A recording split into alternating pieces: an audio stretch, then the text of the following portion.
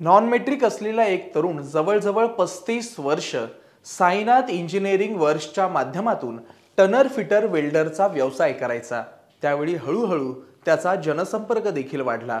1992 साली ते नगरसेवक झाले। त्यानंतर प्रत्येक निवडणुकीत त्यांनी विजय मिळवला। बोरवली परिसरात नगरसेवक ते आमदार म्हणून त्यांनी अनेक विकास कामे केली। मोकळ्या जागेत झोपडपट्ट्या उभ्या राहू न देता तिथं मैदानं आणि उद्यानं तयार केली। पोईसर जिमखाना ते राणी लक्ष्मीबाई उद्यानापर्यंत अनेक उद्यानं आणि मैदानं विकसित केली। त्यामुळेच त्यांना बोरिवलीकरांनी उद्यान सम्राट ही उपाधी दिली। ते उद्यान सम्राट म्हणजे खासदार गोपाळ शेट्टी। भाजपाचे मंडल सचिव, नगरसेवक ते खासदार असा त्यांचा रंजक प्रवास थक्क करणारा आहे। त्यामुळे आज आपण गोपाळ शेट्टी यांच्या उत्तर मुंबई मतदारसंघाबद्दल जाणून घेणार आहोत। तसंच ठाकरेंचा उत्तर मुंबई मतदारसंघावर डोळा का आहे, नेमका वाद काय आहे, या मतदारसंघात कोणाचं बलाबल किती आहे, त्याचबरोबर मतदारसंघातील विकास कामे, महत्त्वाचे मुद्दे अशा सर्व गोष्टी आज आपण जाणून घेणार आहोत। नमस्कार, मी सुप्रीम मस्कर आणि कॅमेऱ्यावर आहेत अलेक्स चाळके। सर्वात आधी आपण 2009 मधील उत्तर मुंबई लोकसभा मतदारसंघातील बलाबल जाणून घेऊ। 2009च्या लोकसभा निवडणुकीत काँग्रेसच्या संजय निरुपम यांचा 2,55,157 मतांनी विजय झाला होता।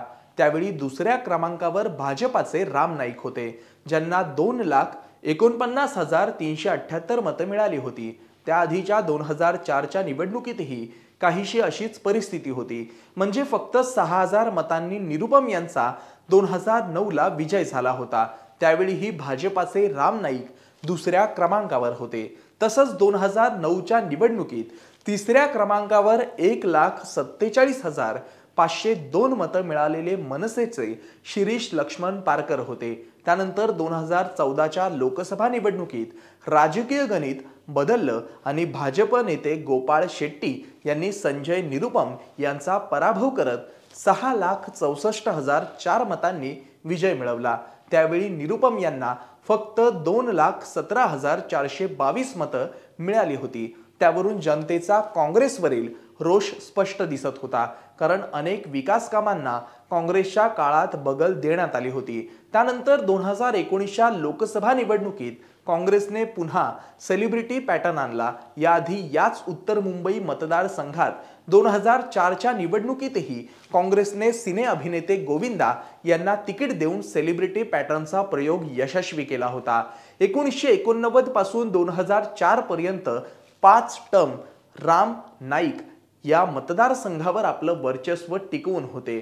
त्यानंतर या जागेवर काँग्रेसतर्फे गोविंदा आणि संजय निरुपम हा मतदारसंघ राखून होते। मात्र 2014 मध्ये मोदी लाटेच्या जोरावर भाजपाने हा गड पुन्हा आपल्या ताब्यात घेतला। त्यानंतर 2019ला काँग्रेसने उर्मिला मातोंडकर यांच्या रूपानं सेलिब्रिटी पॅटर्न पुन्हा राबवण्याचा प्रयत्न केला।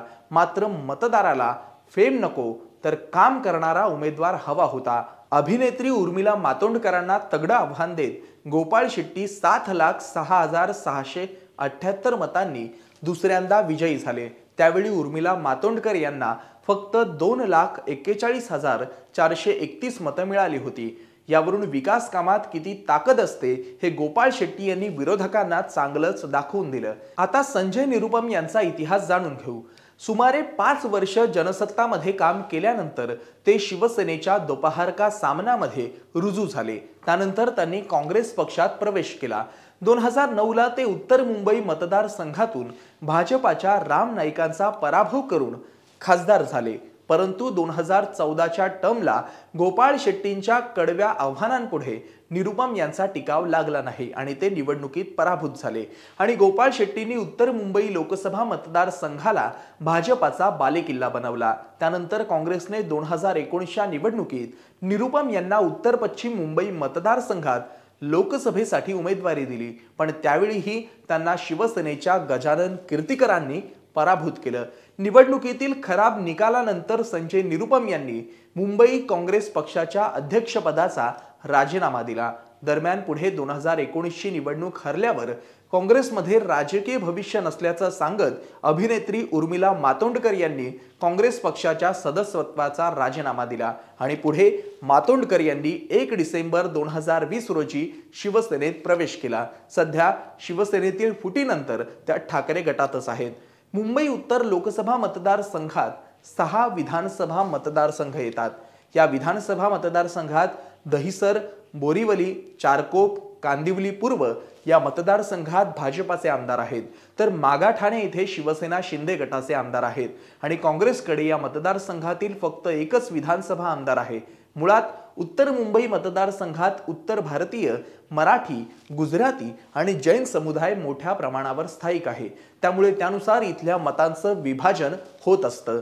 तसंच झोपडपट्टी पुनर्विकास हा इथला महत्त्वाचा मुद्दा आहे। त्याचबरोबर वाहतूक समस्या आणि पायाभूत सुविधा हे प्रश्न देखील मतदारांसमोर आहेत। काँग्रेसने प्रत्येकाला मोफत घर हे स्वप्न आतापर्यंत प्रत्येक निवडणुकीत दाखवलं, मात्र त्यांचं स्वप्न पूर्ण होताना न दिसल्याने मतदारांनी आपला कौल भाजपाच्या पारड्यात टाकला, असं राजकीय जाणकार या मतदारसंघाच्या बाबतीत सांगतात। 2019च्या निवडणुकीत खासदार गोपाळ शेट्टी यांनी जाहीर केलेल्या विकास कामांच्या पूर्तीनुसार उत्तर मुंबई मतदारसंघातील 20,000 महिलांना मोफत गॅस कनेक्शन, बोरीवली रेल्वे स्थानकाचे सौंदर्यीकरण, कांदिवली स्थानकात स्वयंचलित जिने आणि तिकीट घराची सुविधा, झाशीची राणी पार्कचा पुनर्निर्माण, कमल तलाव सौंदर्यीकरण अशा अनेक विकास कामांची पूर्तता शेट्टी यांनी उत्तर मुंबई मतदारसंघात केली आहे। दरम्यान येत्या 2024च्या लोकसभा निवडणुकीच्या पार्श्वभूमीवर प्रत्येक विधानसभेत पाळणाघर, हायवेवर महिलांसाठी शौचालय, पीएफ मध्ये महिलांना 0.25% वाढ, आशियाई क्रीडा स्पर्धेसाठी युवकांना प्रशिक्षित करणं, युवकांसाठी प्रत्येक विधानसभेत स्किल डेव्हलपमेंट कॉलेज सुरू करणं अशी विकास कामं गोपाळ शेट्टींच्या वचननाम्यानुसार केली जाऊ शकतात। आता या मतदारसंघाचा मूळ वाद काय आहे हे जाणून घेऊ। मुळात उत्तर मुंबई मतदारसंघाची जागा ठाकरे गटाला हवी आहे, मात्र महाविकास आघाडीत ही जागा काँग्रेसकडे आहे। दरम्यान या जागेवर संजय निरुपम आपला दावा ठोकू शकतात, तर राऊतांनी ही जिंकेल त्याची जागा, यानुसार आम्ही यापूर्वी महायुतीतून या जागी लढलो असल्याने आम्हाला ही जागा हवी आहे असा दावा केलाय। या जागेवरून निरुपम यांनी माघार घेतली तर त्यांना यापुढे निवडणूक लढवणं अशक्य आहे। त्यांच्यासाठी ही करो या मरोची लढाई असणार आहे।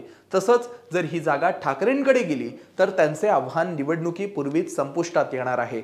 आता पक्ष त्यांची पुन्हा उत्तर पश्चिम मतदारसंघावर बोळवण करू शकत नाही, कारण या जागेवर पुन्हा उभाटा गट दावा ठोकण्याची चिन्ह आहेत। त्यामुळे हा पेच आता दिल्ली दरबारी सोडवला जाणार की मातोश्रीवरून सूत्र हलणार हे पाहणं महत्त्वाचं ठरणार आहे। तरी तुम्हाला काय वाटतं ते कमेंट करून आम्हाला नक्की कळवा। असेच माहितीपूर्ण व्हिडिओ पाहण्यासाठी MAHA-MTBच्या YouTube चॅनलला सबस्क्राइब करा आणि Facebook पेजला लाईक करा। धन्यवाद।